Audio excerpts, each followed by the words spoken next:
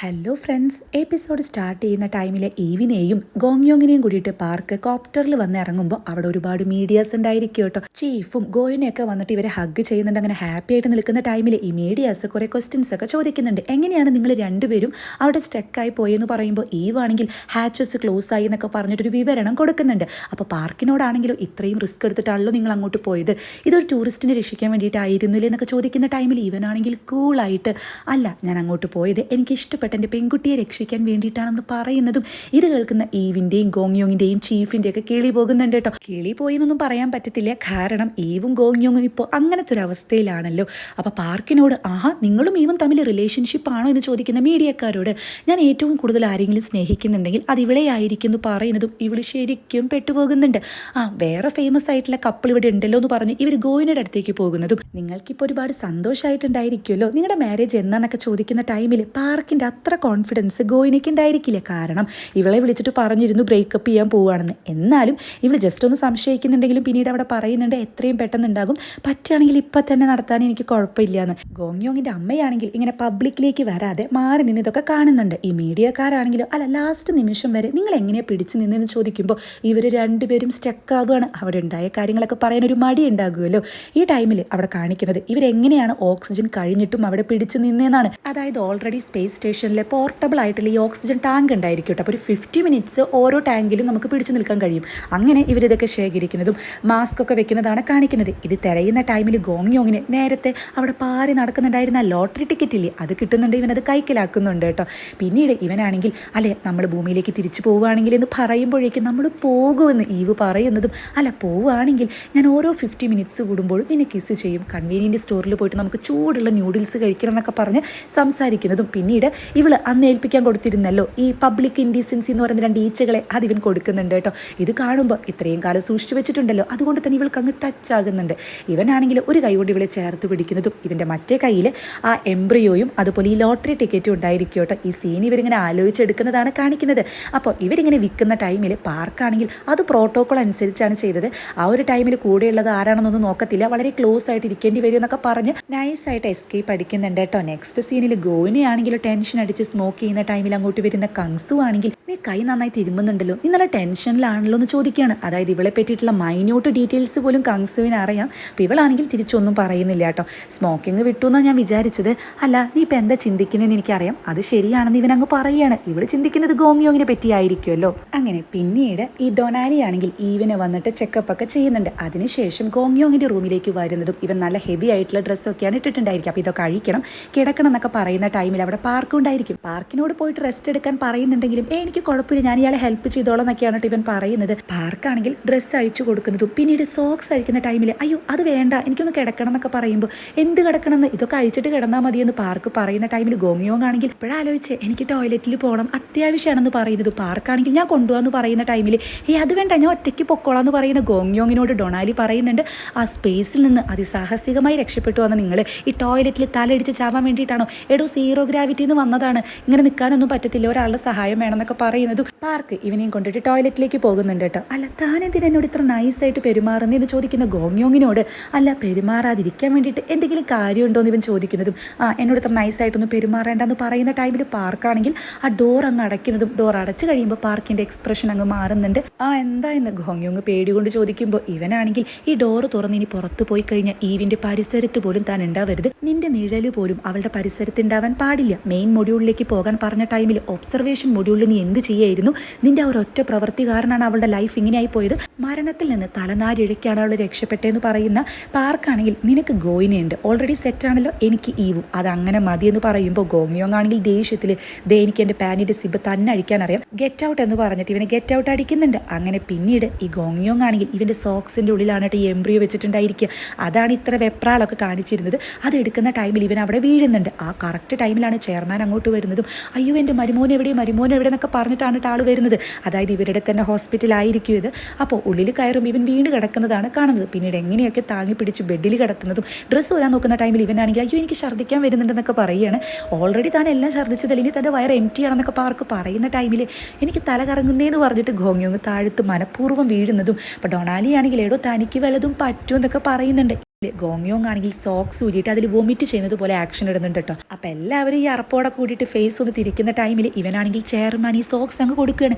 അയ്യേ ഇതെന്തിനാ എനിക്കെന്ന് ചോദിക്കുന്ന ചെയർമാനോട്. അത് കൊള്ളാം, ഇവരെത്രയൊക്കെ പറഞ്ഞാൽ അന്യരല്ലേ, എനിക്ക് ഇവരോട് ഇത് കഴുകാൻ പറയാൻ പറ്റും, നിങ്ങൾ കഴുകിയാൽ മതി എന്ന് പറയുന്നതും ചെയർമാൻ ആണെങ്കിൽ മനസ്സില്ല മനസ്സോടെ അത് വാങ്ങുന്നുണ്ട്. അപ്പോൾ ഇവനാണെങ്കിലും അത് സൂക്ഷിച്ച് കഴുകണം, സ്പേസിൽ നിന്ന് കൊണ്ടുവന്ന സോക്സ് ആണെന്ന് നൈസായിട്ട് അവിടെ പറയുന്നതും അപ്പോൾ ചെയർമാൻ ഒന്നും മനസ്സിലാകുന്നില്ല. പക്ഷെ പുറത്തിറങ്ങുന്ന ടൈമിൽ ഇത് ടച്ച് ചെയ്യുന്ന ചെയർമാനാണെങ്കിൽ ചിരിക്കുകയാണോ വേണ്ടത് കരയാണോ വേണ്ടോന്ന് അറിയില്ല.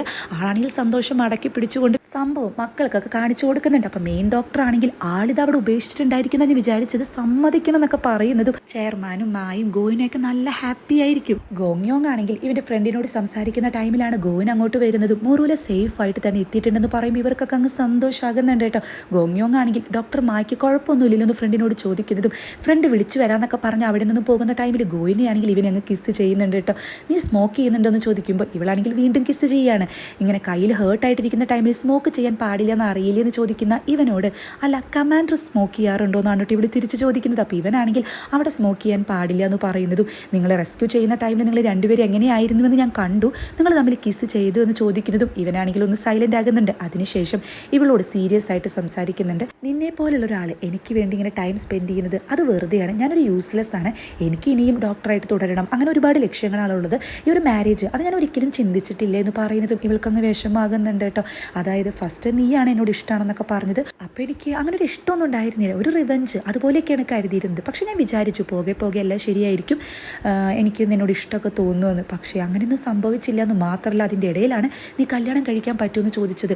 ഞാനാണെങ്കിൽ അന്ന് ഒന്നും പറഞ്ഞിരുന്നില്ല. കാരണം എന്താണെന്ന് വെച്ചാൽ ഞാൻ കല്യാണം കൂടി കഴിക്കാമെന്ന് പറഞ്ഞാൽ അത് ഞാൻ എന്നോടും നിന്നോടും ചെയ്യുന്ന തെറ്റായിരിക്കും.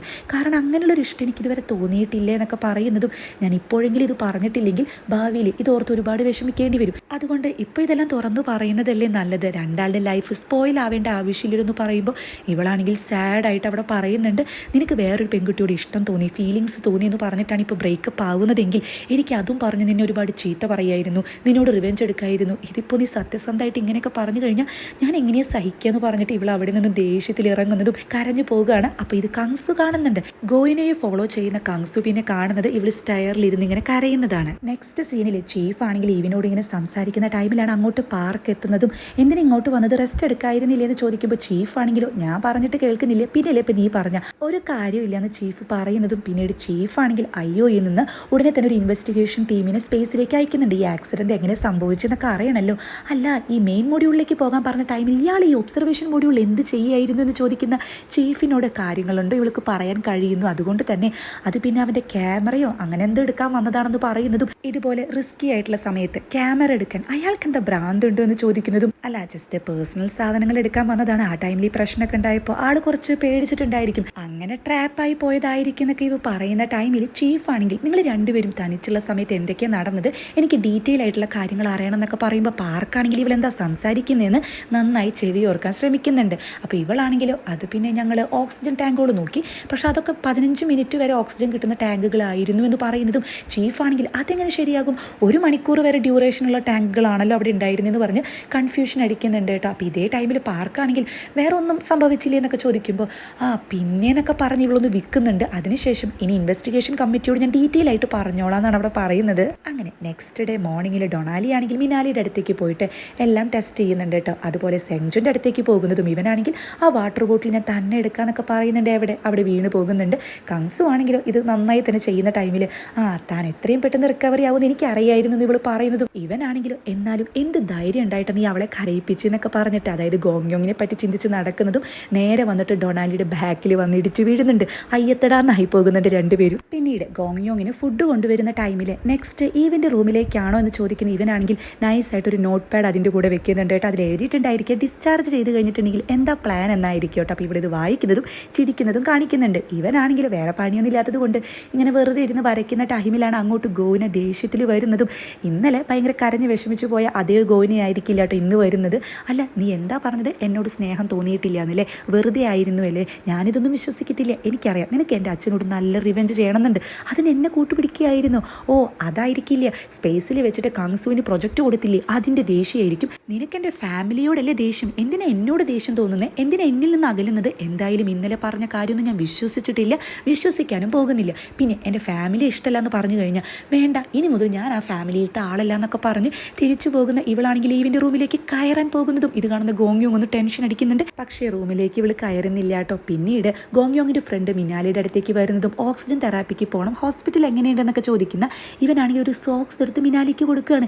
ഇതെന്താ സംഭവം എന്ന് ചോദിക്കുമ്പോൾ അത് പിന്നെ ഗോങ്യോങ് തനിക്ക് പ്രത്യേകം തരണം എന്ന് പറഞ്ഞതാന്ന് പറയുമ്പോൾ സോക്സോ എന്തിന്, ആളൊരു വിചിത്ര ക്യാരക്ടറല്ലേ എന്നൊക്കെ അവിടെ പറയുന്നുണ്ട് കേട്ടോ. അപ്പോൾ ഇവനാണെങ്കിൽ ചിരിച്ചുകൊണ്ട് ഇവരെന്നെ തെറാപ്പിക്ക് കൊണ്ടുപോവാണ്. അപ്പോൾ ഇവരുടെ ഓക്സിജൻ ലെവലൊക്കെ അനുസരിച്ച് പെയറപ്പ് ചെയ്തിട്ടാണ് കേട്ടോ ഈ തെറാപ്പിക്ക് ഇരുത്തുന്നത്. ഇവളെയും സെങ്ജുനെയും ഒരുമിച്ചാണ് ഇരുത്താൻ പോകുന്നത്. അതുപോലെ നെക്സ്റ്റ് ഗോങ്യോങ്ങിനെയും ഈവിനെയും ഒരുമിച്ചിരുത്താന്ന് ഡൊണാലി അവിടെ പറയുന്നുണ്ട്. ഈ ടൈമിൽ സെങ്ജുൻ ആണെങ്കിൽ മിനാലിയോട് അല്ല സ്പേസിലുണ്ടായിരുന്ന പോലെയല്ല, തന്നെ കാണാൻ കുറച്ച് ഭംഗി വെച്ചിട്ടുണ്ടെന്നൊക്കെ പറയുന്നതും ശരിക്കും ആണോ എന്നൊക്കെ ചോദിച്ച് ഇവൾക്ക് അങ്ങ് നാണം വരുന്നുണ്ട്. ഇത് കാണുന്ന ഡൊണാലി ആണെങ്കിൽ അപ്പം ശരീരത്തിന് മാത്രമല്ല കണ്ണിനും പ്രശ്നം ഉണ്ടായിട്ടുണ്ട്, സീറോ ഗ്രാവിറ്റിയിൽ നിന്ന് മാറിയത് കൊണ്ടായിരിക്കും എന്ന് പറയുമ്പോൾ ചേച്ചി എന്ന് മിനാലിയോട് വിളിക്കുന്നുണ്ട് കേട്ടോ. അപ്പോൾ സെങ്ജുനാണെങ്കിൽ അല്ലല്ല എനിക്ക് തെറ്റിയതല്ല കറക്റ്റാന്നൊക്കെ പറയുന്നതും നൈസായിട്ട് ഇവരുടെ ലവ് സ്റ്റോറി ഒന്ന് ഡെവലപ്പ് ചെയ്യുന്നുണ്ടെന്ന് തോന്നുന്നു. ഈവിൻ്റെ അടുത്തേക്ക് പാർക്ക് വരുന്ന ടൈമിൽ ഇവളാണെങ്കിൽ നൈസായിട്ട് ആ നോട്ട് പാഡ് അവിടെ നിന്ന് മാറ്റുന്നുണ്ട്. ഇതേ ടൈമിൽ ഗോങ്യോങ് ഈവിൻ്റെ അടുത്തേക്ക് വരാൻ ശ്രമിക്കുന്നതും കാണിക്കുന്നുണ്ട് കേട്ടോ. ഇവനാണെങ്കിലും ആകെ വിറച്ചിട്ട് സോറി പറഞ്ഞ് അത് മുട്ടുകുത്തിയിരുന്ന് സോറിയൊക്കെ പറയുന്ന ടൈമിൽ എന്താ സംഭവം എന്നൊക്കെ ഇവൾ ചോദിക്കുന്നതും, അതായത് ഇവനും ചീഫും തമ്മിൽ നടന്ന കാര്യമൊക്കെ ഇവൾ അറിഞ്ഞിട്ടുണ്ട്, പക്ഷേ ഇവനത് അറിയത്തില്ലല്ലോ. ഇവനാണെങ്കിൽ നീ ഇവിടെ ഇല്ലാതിരുന്ന സമയത്ത് ഞാനും ചീഫും തമ്മിൽ ഒരു മോശമായ ബന്ധമുണ്ടായിരുന്നു, എനിക്ക് ആ ഒരു സമയത്ത് അങ്ങനെയാണ് തോന്നിയത്, നീ എന്നോട് ക്ഷമിക്കണം എന്നൊക്കെ പറയുന്ന പാർക്കാണെങ്കിൽ നീ ഒരു അപകടത്തിൽ പെട്ടു എന്ന് അറിഞ്ഞപ്പോൾ എനിക്ക് എന്താ ചെയ്യേണ്ടതെന്ന് അറിഞ്ഞില്ല. എനിക്ക് അപ്പോഴാണ് മനസ്സിലായത് ഞാൻ നിന്നെ എത്രമാത്രം സ്നേഹിക്കുന്നുവെന്ന്.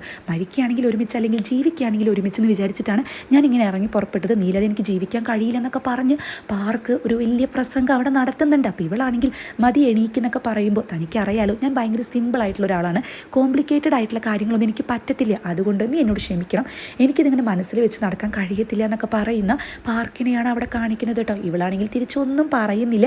ഇതൊക്കെ തന്നെ ഇവളുടെ റൂമിലേക്ക് വരാൻ നിന്ന ഗോങ്യോങ് കേൾക്കുന്നുണ്ട്. ഇവനാകെ എന്തോ പോലെയൊക്കെ ആകുന്നുണ്ട്. ഇവിടെ വെച്ചിട്ടാണ് എപ്പിസോഡ് അവസാനിക്കുന്നത്.